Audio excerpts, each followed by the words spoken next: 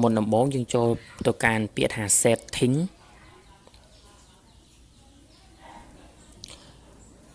ចុចលើពាក្យថា wireless and networks ចុចលើពាក្យថា tethering and portable hotspot ចុចលើពាក្យថា portable Wifi hotspot ចុចទៅលើពាក្យថា config hotspot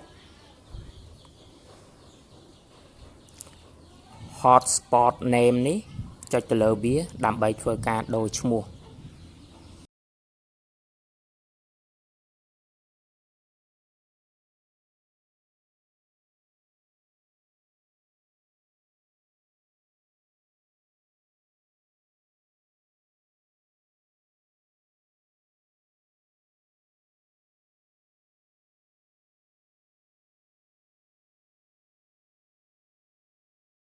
បន្ទាប់ពីយើងវាយហើយយើងចុចពាក្យថា save បន្ទាប់មកយើងធ្វើការដូរ password ម្ដងយើងចុចកន្លែង password មកហើយយើងធ្វើការដូរមក password ហ្នឹង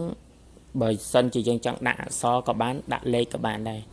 តែបើយល់ល្អវាយើងដាក់ឲ្យបាន8ខ្ទង់មិនណាលេខក៏បានអក្សរក៏បានដែរ